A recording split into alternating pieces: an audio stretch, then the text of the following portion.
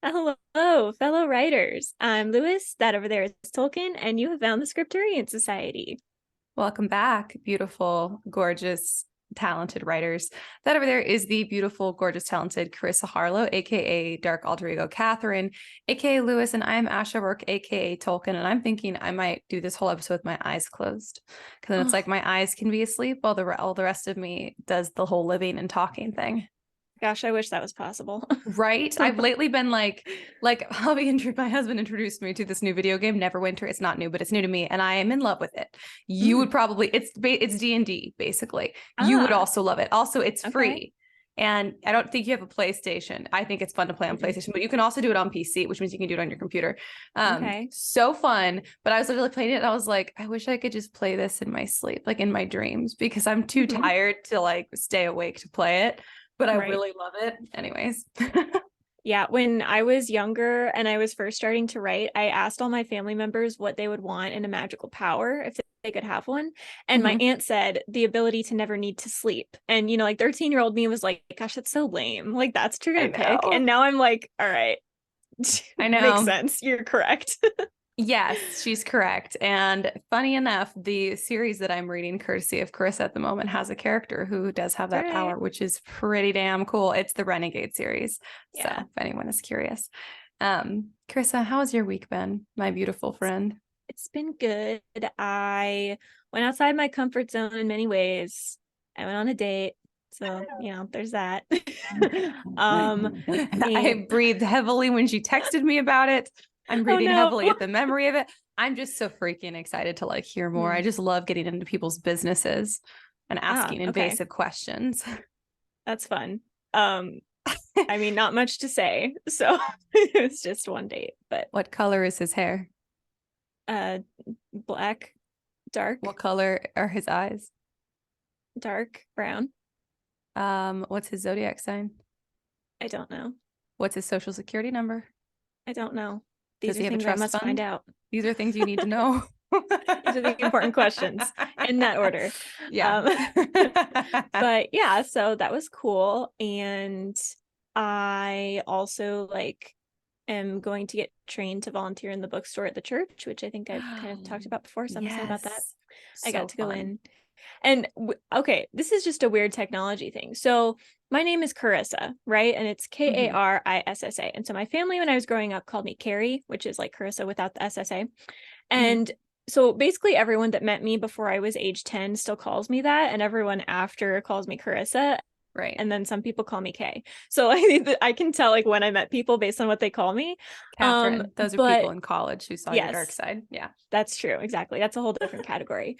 But somehow when I signed up for the volunteer thing, you fill out a form and then they ask you, what are your top 3 places that you would like to serve? And so I put in bookstore. For some reason, it gave the lady my name as Carrie. And I'm like, I know I did not type that in because I haven't used that as my name in like an actual decade or more. That's and so it's not like I just accidentally put in a nickname. And so she addressed like the email to me that way. And then when I first met her, she referred to me that way. And I was like, I just got to correct this now because I can't do like church people with that name. So it was just so strange. I was like, why? What glitch happened? Oh, so weird. I don't know. It was strange. Only people who knew me as a child and my husband for some reson call me my full name. Everyone else calls me Ash. I don't know why Javi likes it so much. It's weird. I feel like I'm in trouble. It's a fun name. That's why he does it. He wants you to feel like you're in trouble. I think of you as Carrie Berry because you have an email that was Carrie Berry something. And anyways, Carrie Berry. So cute. Yep. So the antithesis of Catherine. I know. I really matured. I really grew up. It was I think it was in like 5th grade. One of my friends gave me the nickname Carrie Berry Punch. So that's what the email is. And that's don't email me at that. I won't tell you anything else about the email. But that's adorable. Everyone's trying it. They're like at Yahoo, at Gmail. all of the things. But yeah, so that, that's the nickname story. Nice. What else did I do this week? I guess that's it. I feel like this week has been eternal because both of those things were just like on my mind and everything. And I don't know. It's just like social situations stress me out. So I was just, like the days leading up to it, I was like stressed. And then the days after I was stressed. So it's just, it feels like it's been a long time, but I completely understand. I completely understand. It's Wednesday. I feel like it's been 2 weeks since Sunday. So I get it. It's one of those. Yep. Am I blinking really slowly? You're blinking tiredly. I don't know that they're just, you're not fully opening them all the way again. Yeah, that's what it is they're just not quite opening. Yeah. How was your week? Why are you so tired? Well, Karissa knows this, but listeners, if you want the inside scoop on my life, I got laid off, which is a bummer.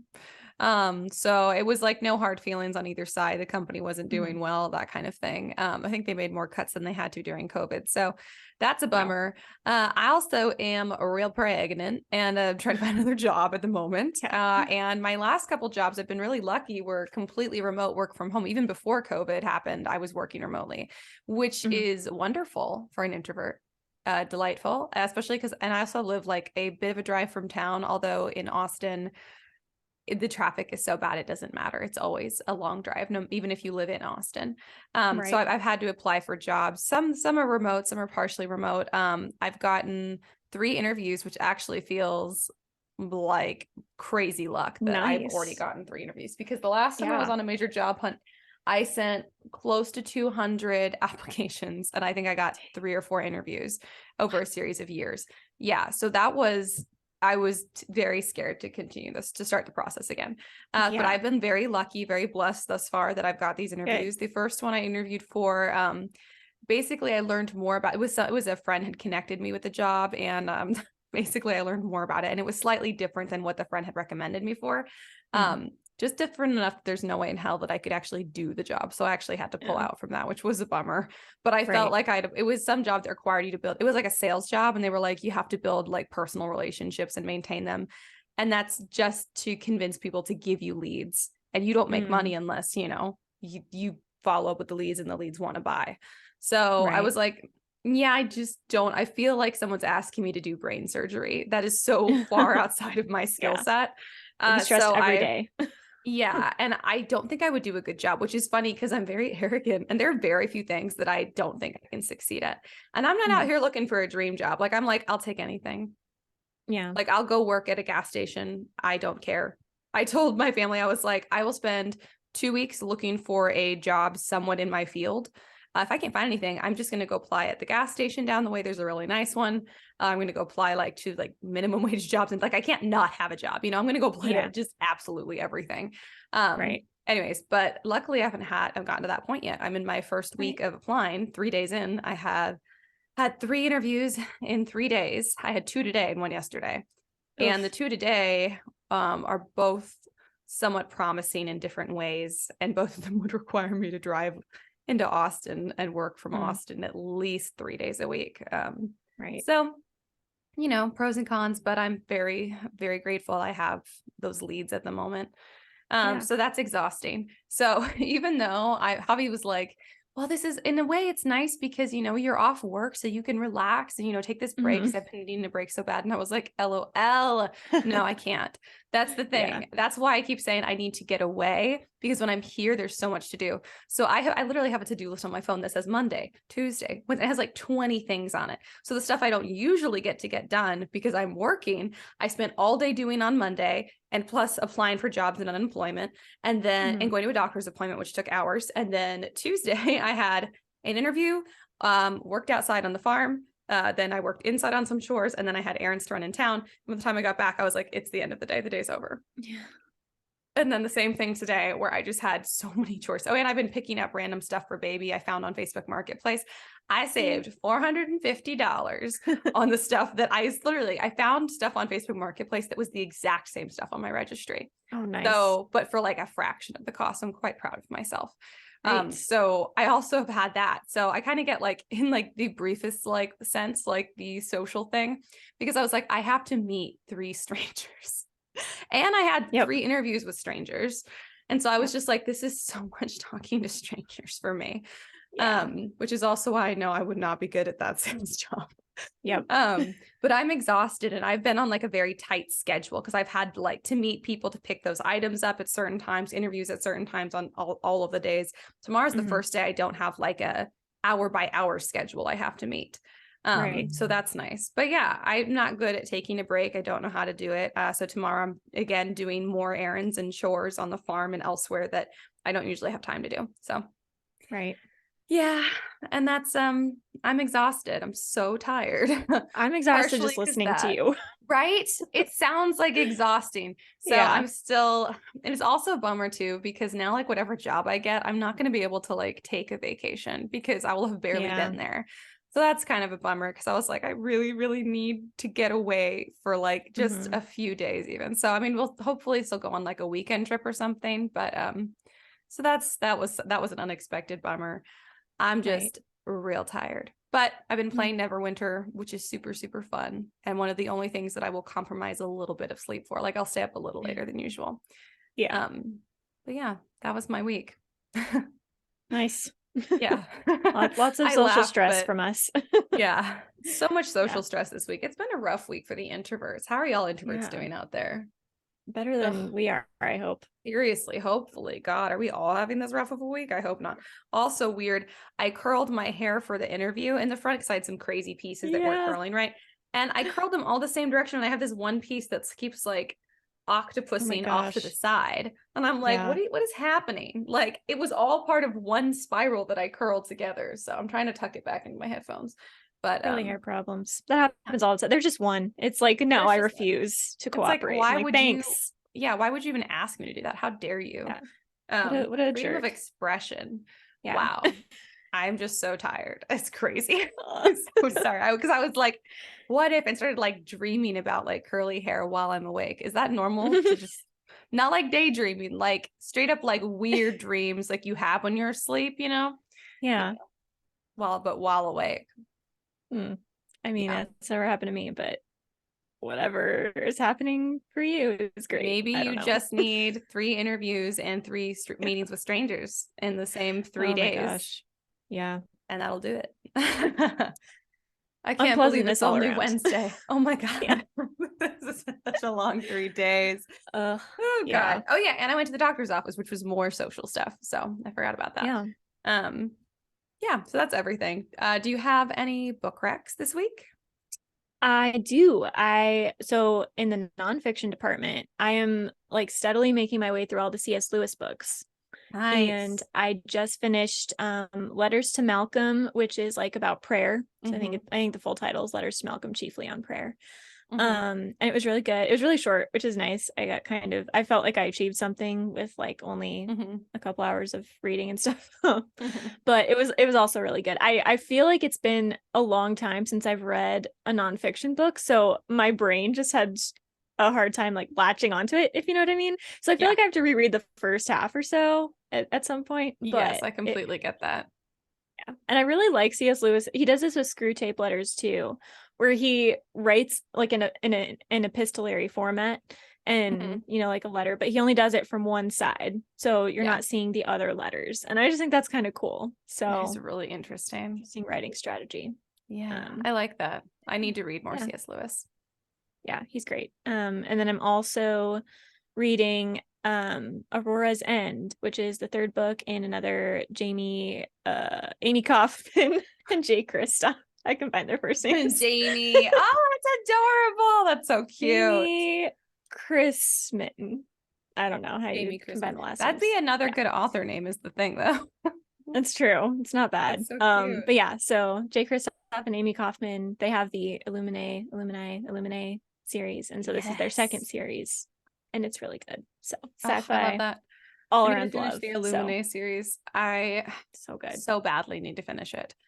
Because it's all I want to do. I just want to read and sleep, you guys. Like, why can't I just do that?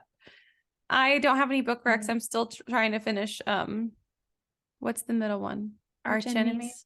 I haven't read at all in the last 3 days because I've just been, living this insane life, playing Neverwinter and then crashing hard and then doing it all again. So I want to finish it. I did take it with me to the doctor's office, but then instead I applied for jobs on my phone, so I didn't get to read. But I'm still reading it. It's still good, you guys. I really like it. Don't take how long it's taking me to get through this that I don't like it. I am just fair enough. So tired and busy.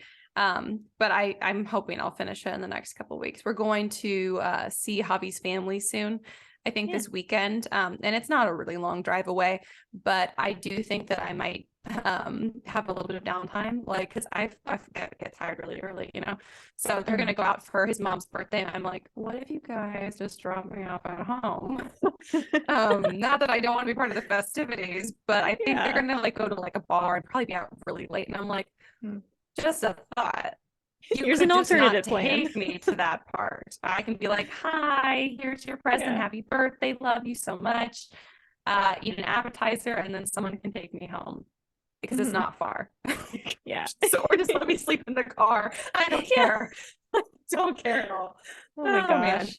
Man. But maybe I'll get to do some reading, because it's like a little bit more, I won't be here at my house on my property with all the extra chores to do. So much better at enjoying myself then. What about our word of the week? Our word of the week is insidious, which I feel like this word is thrown around a lot, but like exact definition is producing serious harm in a stealthy, often gradual manner.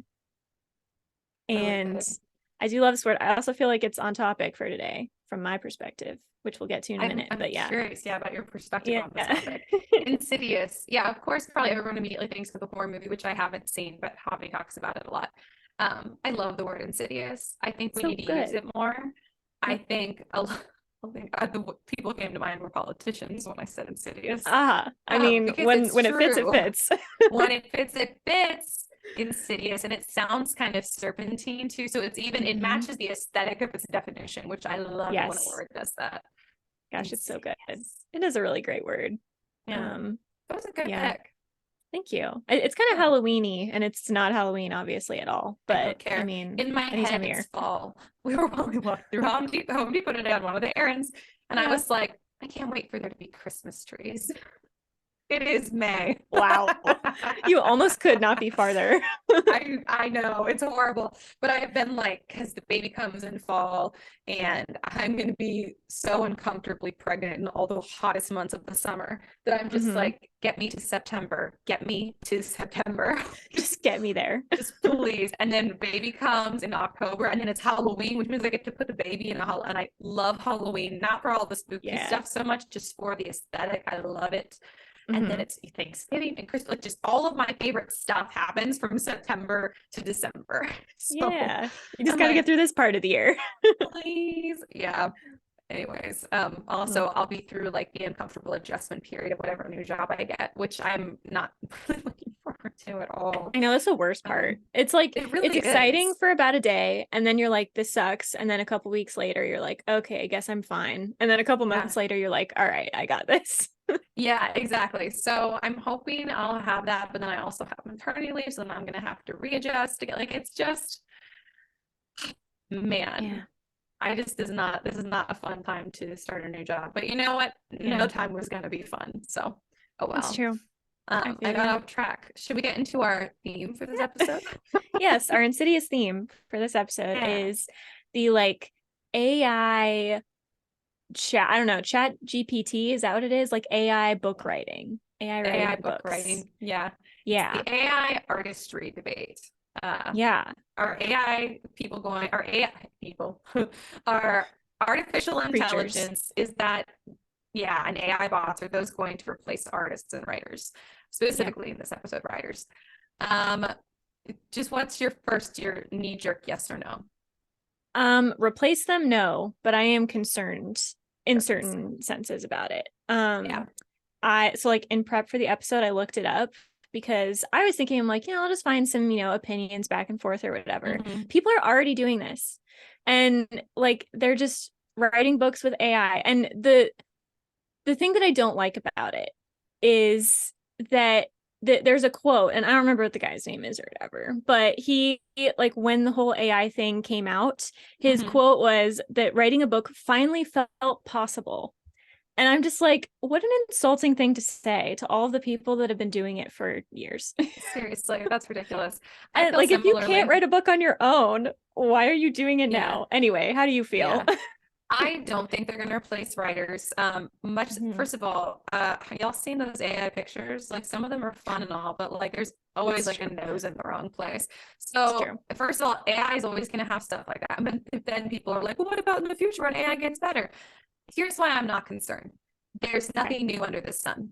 That's going to continue to be true. Even if these AIs were writing the best books ever, people are still going to be writing books because it's innate to humanity to create things and tell stories. So, and those are still going to be good and original stories. Like, we're never going to run out of stories to tell. So am I concerned? No. Am I deeply offended by it? Yeah. Right. I freaking hate it. Yeah, that's kind of where I am. Insulting to the effort that it takes to write a book. And I also hate the fact that people are already kind of doing this not in a full fiction sense, although you're saying that, of course, it's been done some, but like, people I saw are like, here's this great like side gig, and guys, don't go do this. Come on, let writers have these jobs, please. I swear, there's not enough writing jobs. Don't do this. But they're like basically picking up these freelance writing gigs, then going to get an AI to write an article, and then submitting it. First of all, it can't be that good of an article because AI at this point is not developed to the point where they could write a perfect article on something. Maybe you can use it as a jumping off point. But basically, this person I was listening to talk about it was like, yeah, basically you just copy and paste it and there you go. And I'm like, well, maybe if your client has no standards. But it's still upsetting to me that I'm like, you're skipping over and not putting the work or this job that someone is expecting to pay you for your effort, the effort it takes to write this article and do the research. They could do that. Yeah, exactly. They could do what you did. And so maybe people will start doing that more, but I do think the quality will show. There's nothing like personal touch. I mean, we have drones, but we still have fighter pilots. There's something about having human eyes, human engagement, human awareness that is still different and very valuable. And like I said, in the storytelling realm, there's nothing new under the sun. That's not, as far as fiction writing goes, I don't think it can be that detrimental. It's just really annoying. As far as nonfiction writing goes, I think it's a lot more dangerous. And I think it's going to, put writers out of work in the future, which is, or has the potential to, and I hope it doesn't. But yeah, so concerned for the nonfiction world and the technical and content writing world. Not as concerned for fiction, just deeply annoyed. Yeah, my only concern with fiction is that obviously like writing is already such a competitive field, as if you have all been writing for any period of time, you would know this. Like it's so competitive. Anything in like the entertainment industry, any kind of art, like it's all very competitive. And I guess there's like a small concern that the publishing industry already doesn't seem like super concerned with quality. And it's cheaper to pay someone that's not working very hard than to pay someone that's working really hard. So, you have your book up against an AI book. I mean, that guy, he put basically no work into it. He's probably going to take less money, which I guess is my only concern. But like you're saying, I think this is kind of what I predict is going to happen. And I hope it's either really fast or it happens far in the future, like in my future at least, because I think we're going to go through a wave where a bunch of books are published with AI. And I think writers, like human writers, will struggle. I think it will be like a testing point kind of thing. And then I think readers are going to start to feel like this is all the same stuff. Like, this is really boring. We want something new. And that's the other thing. AIs are, there's still a bunch of formulas that they could use, but it's formulaic, and human writing is not, even though there are formulas in it, it's not the same. Right. Like you think about, all of the dystopia books that came out after Hunger Games, or all of the paranormal romance books that were big, like back in like the 08, 09 era. Like these were still all individual books. And I still enjoy them every once in a while. Like I can go back and, read something that's newer in that genre, or something that's older that I, reread or that I hadn't read at all. And there's something new in it. It's definitely part of a trend. It's definitely part of a wave. But it is its own creation. And the problem with AI, and this is what I've been hearing a lot just from the strictly technical point of view, is that it is basically plagiarism, because the AI is just scouring the internet, reading, in real time, like thousands and thousands of stories, and then cranking out an amalgamation of all of them. So, you say like there's nothing new under the sun, and this is true, but also nothing new can be produced with an AI. It all has to be like plagiarized from other people. And so even more so than like a trend or a wave, a literary movement, I think AI is just going to be so repetitive so fast that I think readers are going to get sick of it and they're going to stop paying for it. And I mean, I hope so. If you guys are only readers out there, please don't pay for that. But because then writers will be in demand again. So it's kind of like this bad news, good news kind of situation. I don't know. I want to think that it won't be a problem, but it's already like, have you gotten yours on Snapchat where there's an AI now? Oh yeah, I refuse to interact with it. It said hi, and I was like, get away from me. I was like, hi, agree to chat with the thing. And I was like, no, I don't want this. Leave me alone. So I just feel like it's going to infiltrate everything. And hopefully we don't end up in a sci-fi dystopian world. But if we don't, then I just think people are going to get tired of it. I mean, you think about all of the technology that was supposed to be the next big thing. I mean, Facebook was huge. MySpace before that was huge. And now they're like basically dead. And they keep getting replaced, but things die like that, like technology-based things kind of die. It's true. So I think if you're basing entertainment on that, I think you see this with Hollywood. I think Hollywood is kind of faltering right now because there are almost no unique ideas coming out of it. And that's just a human problem. So I gotta believe that problem is going to be exponentially worse with a brainless, mindless, like thing behind everything. I think so too. I mean, I think we could avoid the wave, what feels like the inevitable wave of what's going to be AI, books, and is going to flood publishing, and it's going to get repetitive and it's going to hurt writers for that period of time. I think that there are like two ways that we could prevent this from happening. One of them I'm not for. One of them I'm for, but feels idealistic and won't happen. One of them is government intervention. I just don't think the government needs to put their hand in stuff, because second you let them do that, then they never take their hand back out. And then then they would just be censoring everything else that we do right. That's the thing. I think you want the government as far away from publishing as possible. There's a very bad history there. I don't think they need to be involved at all, even if it is like, oh, but what if we prevent the? No, not worth it. No, we'll take this evil because I feel like we can fix this one. Yes, because one of those you can fix, and one of them is a lot harder to fix, because it's humans, and man, they're trickier than AI. And so the other way, I think, would be like the American Writers Association, that kind of, what's it called? American Writers something, whatever, like the accreditation that a lot of literary agents and publishers have. Of course, it's something that they opt into. Literary agents don't have to have that, and publishers don't have to have that. But most of the reputable ones do. It's kind of like getting the blue check mark by your name, which apparently now you can buy on Twitter. But previously it's like getting the blue check mark kind of. It's just a way where people know that they can trust you, and there's certain standards. And there are certain rules in the industry that is set by that accreditation program that says like won't take more than 25% royalties, doesn't charge a reading fee, and there's a couple other rules. And I think even if that accreditation program, which I wish I could remember for sure what the I think it's American Writers something. I don't remember. Association. I think it's AWA or something like that. AWA, is that what it is? I think so. It's close to that. So whatever it is, if you guys have ever looked on a literary agent's website, or more than one website, I'm sure that it's somewhere on there. But I think even if they issued something saying does not, like, we don't take AI books, or we only take we're not going to represent over a certain percentage of AI books per literary agent's list, or per publishing house, I feel like that would be a much better solution, because it kind of privatizes the regulation of AI books. And I think we could avoid all of the pain and suffering it would cause writers, and also increase the quality of the stories that are going out, because like you said, the AI books are just scraping the web and then retelling stuff. Well, not even retelling stuff, they're just regurgitating it in a slightly different form. It's just blah.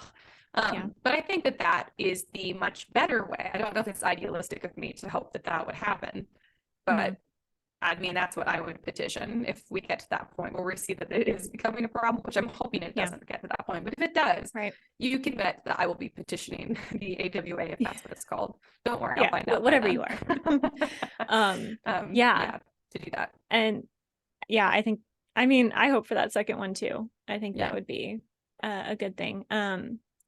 I think also one of the problems with this is just from like the human perspective, like we said, obviously if it's just taking stories that already exist and kind of combining them, like technically you could argue that this is what writers do because we're all influenced by the books we've read, but we have our own brain behind it. So we're still filtering it and making our own choices and all of that kind of stuff.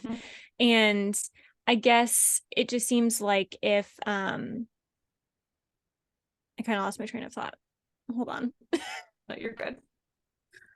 That if we kind of get too dependent on this, it kind of takes away the whole point of writing, because if you're a writer, you don't do it because you're going to make a ton of money or because you want to be famous or anything. You do it because you really love it and because it's like self-therapy and it's cathartic and you get to like talk to readers about your stories and then they learn from it. And it's just taking out that entire step of having to put in the hard work to write the book. It's just all going to be so shallow.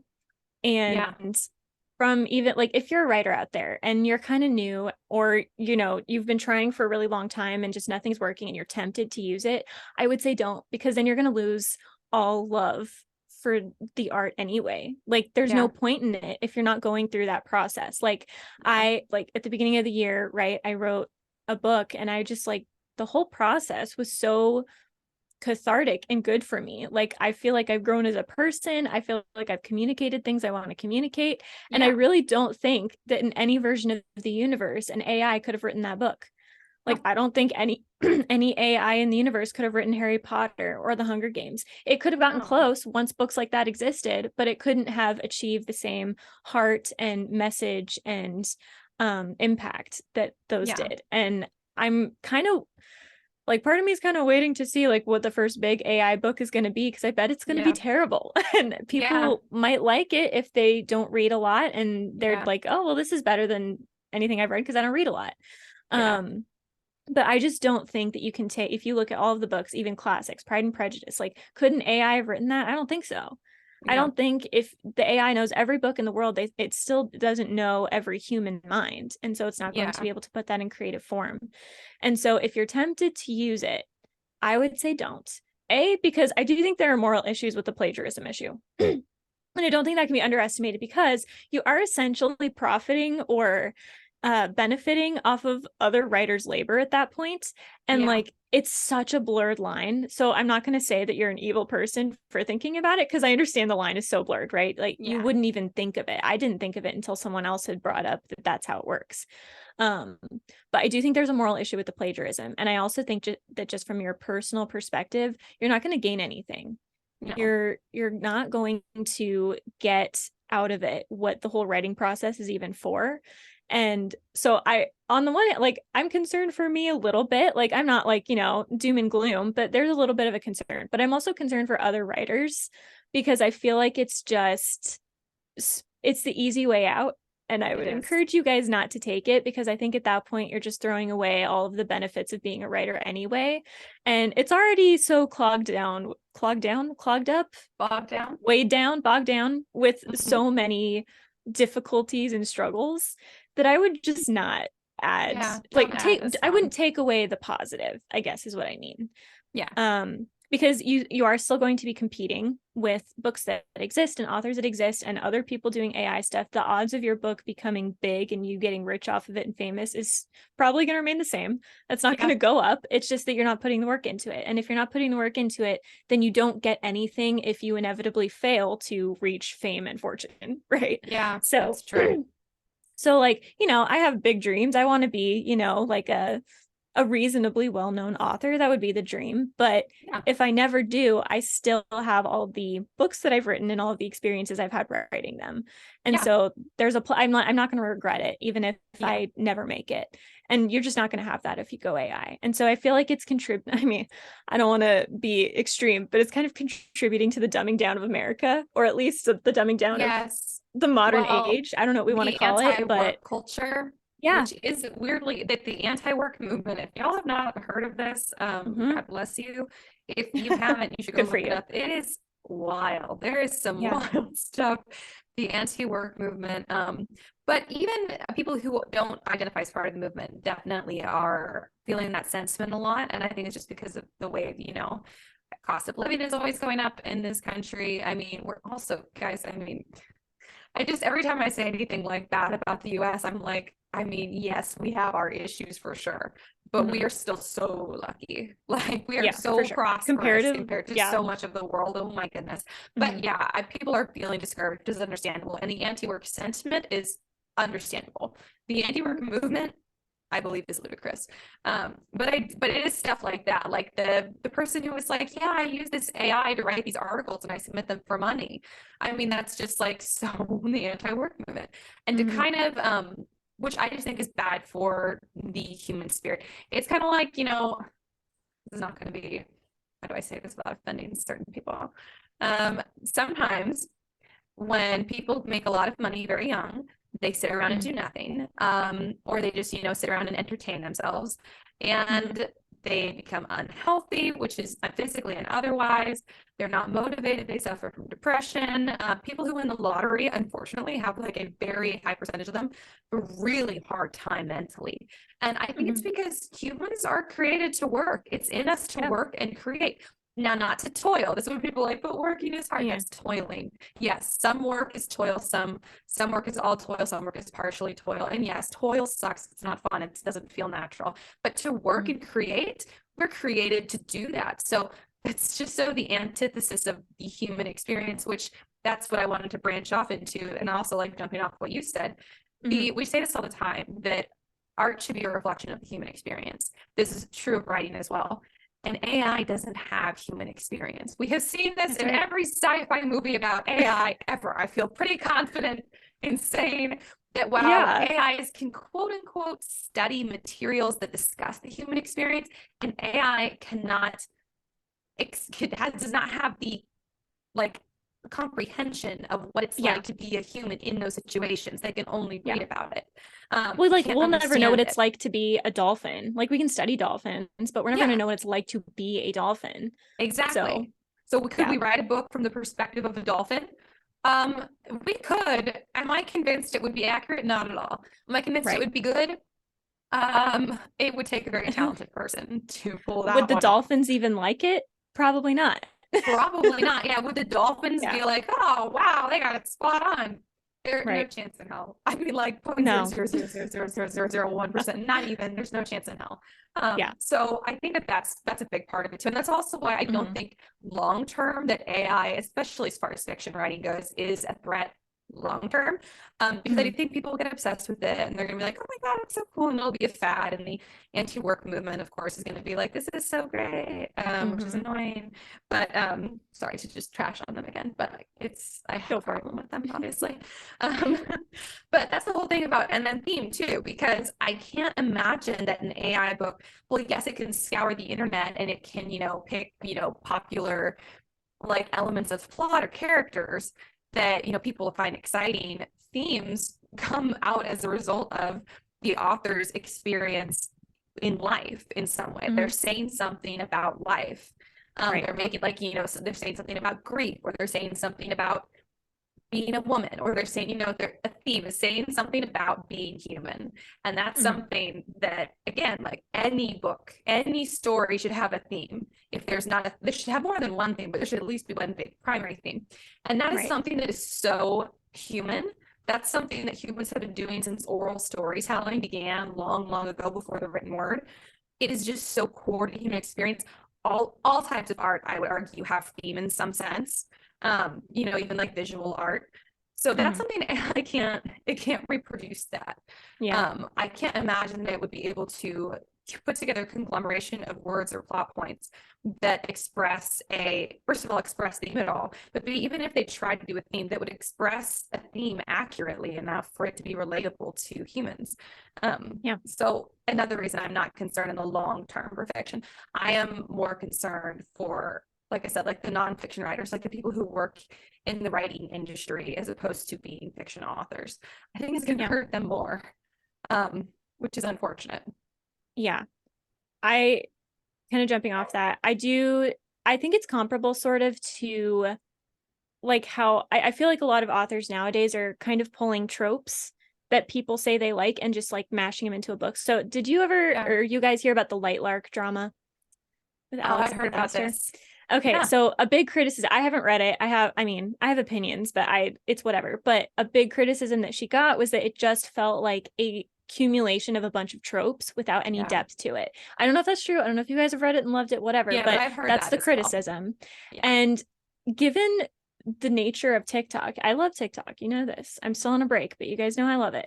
But I do think the nature of TikTok is just to be so like you only have 3 minutes max and really only have like 30 seconds really that most people are going to be paying attention to you to communicate your point. So it's also fast and it's all very shallow because of that.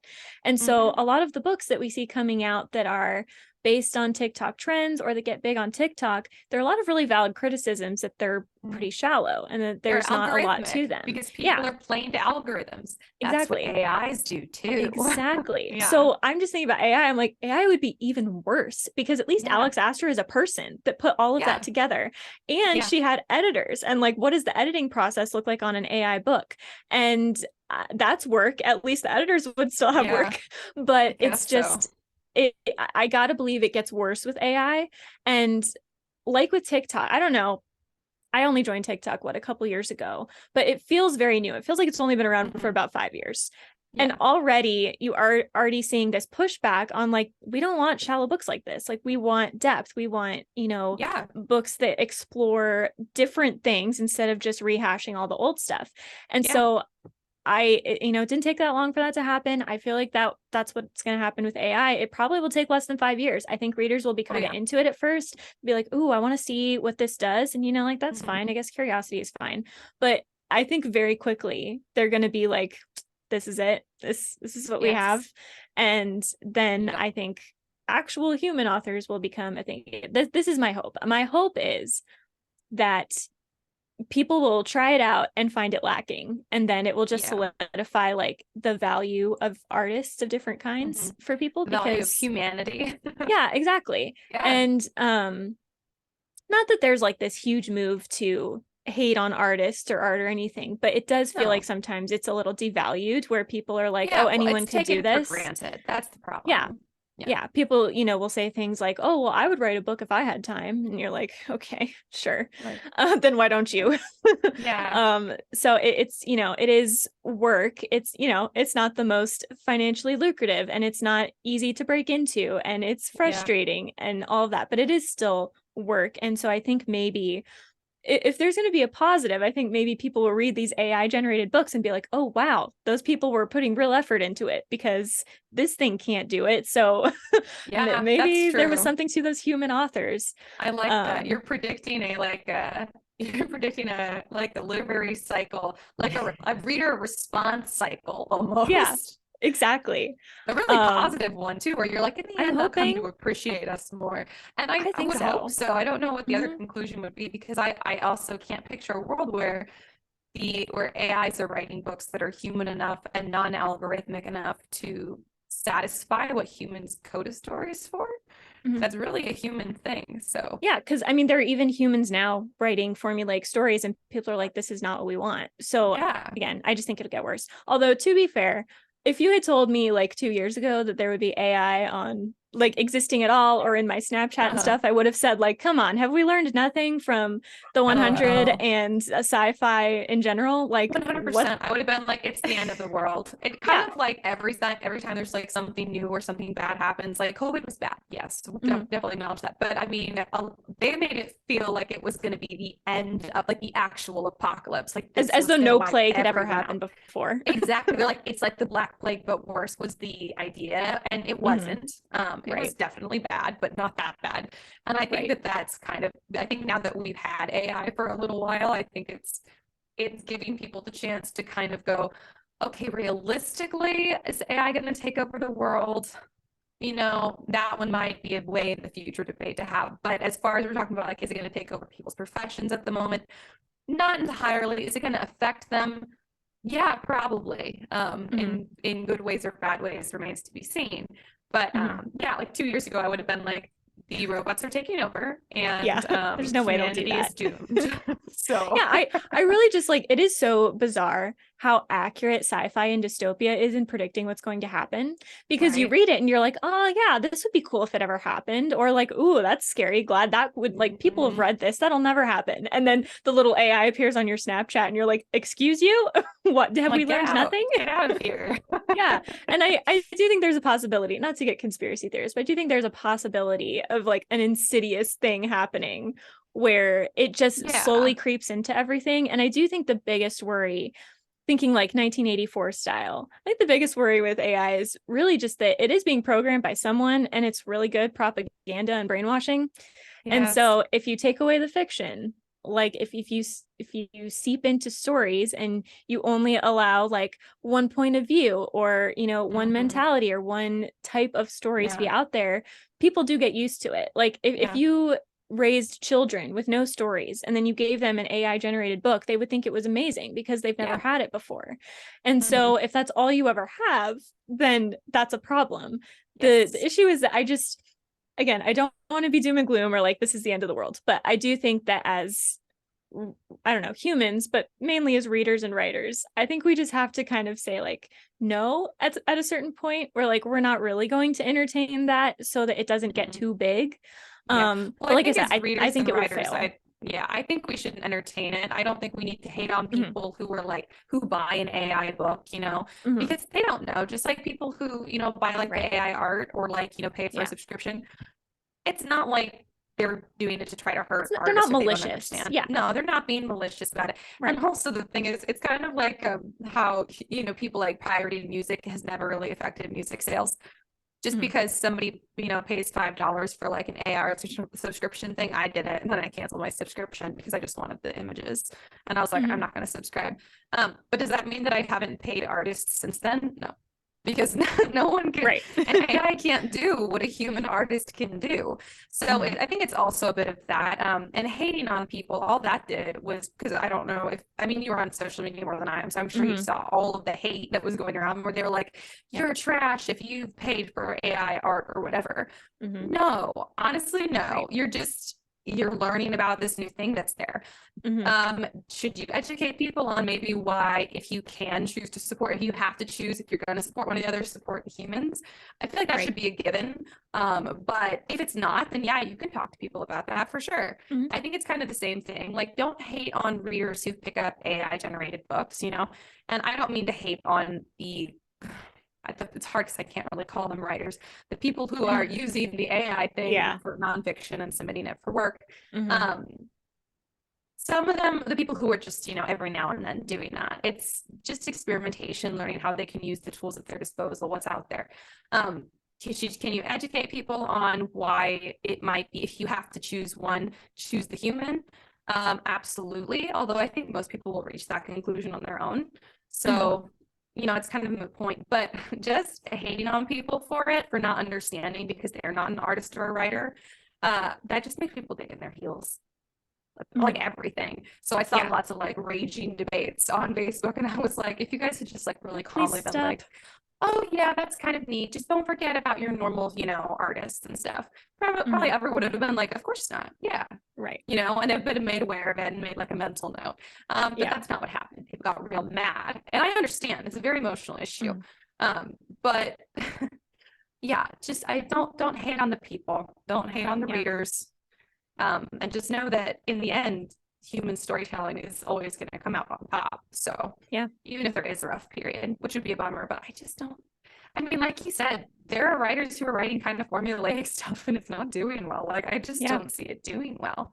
Well, and like, I don't know, like the worst case scenario with AI being like this extreme threat, like really, I don't know if this will make anyone feel better, but if it becomes that big of a problem, like we have bigger issues than whether or not we can write for a living. Like we would be getting taken over by robots. So that's going to take priority.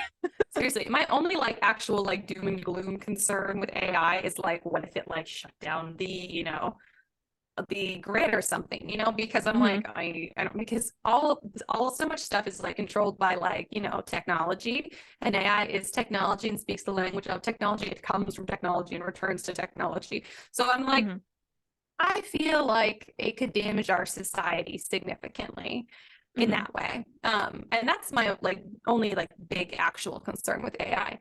The concern with the artists again is just like, even if it was like making like some of the images I got from my AI thing, like I think like 3 or 4 out of 100, I was like, those are pretty cool. That's out of 100, you guys, though. So like, why would I keep doing that when I could just have a real artist do it? And like I said, I've purchased stuff from real artists since then. It's in no way, shape, or form like, oh, now I'm only going to buy from AI bots. Like that's not a thing. So that's why it's not the end of the world for us. It's something to be aware of. And I hope that like the literary agencies and publishing houses would, you know, the ones who are accredited at least would agree to something, to some kind of like standard to just keep that from happening and pushing out human writers. But yeah, my big concern with AI is not in the realm of artistry or writing. It is in the realm of technology, society, and how much of our society depends upon it. Yeah, for sure. I agree. Yeah, like I said, I think it'll go through a movement, but then I think it'll be fine. I do. So like the one positive I guess I see in all of this. Have you seen the like comedic stuff that people will make AIs write? So like the bad commercials, like that kind of stuff. Or like there was, I don't remember what the prompt was, but someone put it in and it came up with like a Dracula with a jetpack story, and like it's so funny, you know, just like really totally off the wall stuff that doesn't even make sense. And then you read it out loud and there'll be just like random instances of incorrect grammar that it's like really funny, and people will read it with a straight face. Or like you know, a person says a piece of dialogue that's just like weirdly old-fashioned or just makes no sense. Like those are pretty funny, and I can get behind those. And I like them too because they showcase perfectly why AIs shouldn't be writing stories. But then the flip side of the coin is I'm sure there's people going, well, that's now, just wait till AI gets better. And I'm like, yes, I know. Everything I've said in this episode still applies to that. And for now, I'm going to laugh at the fact that they're going to do it anyways. Exactly. If you think that scientists and tech people are ever going to stop building crap, you are so wrong. They're just gonna keep doing it no matter what. So you might as well enjoy the funny part now. Yeah, exactly. Like the one that somebody had an AI bot write an obituary. So stupid. They're just so funny, and it's like this is the kind of stuff I could see value in AI here because it's funny. Because it's funny because it's exactly what you would expect a machine or an outsider to view humans as. So it feels like it's written by aliens who very loosely understand Earthlings. They're like, this is what we know so far, and the humans are like, look, you've got the dimensions right, but there's no depth. Like it's you know, I see the silhouette, but the execution is rough. And it's just kind of funny. And I mean, I guess on the one hand, for a deep lesson, that's how it works when we look at things that aren't us, right? Like zebras and dolphins. I don't know why these animals are coming to mind. But it also is just like funny, and it's almost like commentary on how ridiculous humans are, that like we think this could replace, you know, actual deep stories or actual comedy written by a human being and all that kind of stuff. It's funny in the fact that it's not actually funny, if that makes any sense. It's so ridiculous. It doesn't make any sense. That's why it's funny. Exactly. So it is fun. And I don't know, I'm not really convinced that AI is actually going to get better. Like it will get better. I don't know that it will ever be able to mimic actual humans in a convincing way. I doubt it because of the lack of the human experience and empathy and the like themes that are even in conversations have themes. I don't think in that sense it'll ever be convincing. I do think it'll get better though, because I used to think that touchscreens wouldn't get better. And like remember like the original touchscreens that you had to like kind of like hold down on, smack like, it. Yeah, exactly. And I was just like, oh my God, touchscreens are the worst. They're never going to be better. And now they're like, wow. True. So that's why I'm like, I don't know what if they did really good with AI in the future, but I still think it'll lack all of the human elements that make storytelling and art impactful and valuable. So I'm still not concerned about that. Yeah, I guess overarching kind of theme is that like you don't need to be worried about it. We don't think, but being aware of it is good. And just 100%. putting it in its proper place and recognizing like what it is and what it isn't. And what it should and shouldn't be used for. So I'd say keep your finger on the pulse of the AI publishing and see what's going on. And if you see it taking a turn you don't like, get involved and suggest changes, or like make a petition. Like, it is our world. We often feel like we don't have that much power over it, but Karissa, you're frozen, I think. Karissa? Oh no, she's frozen.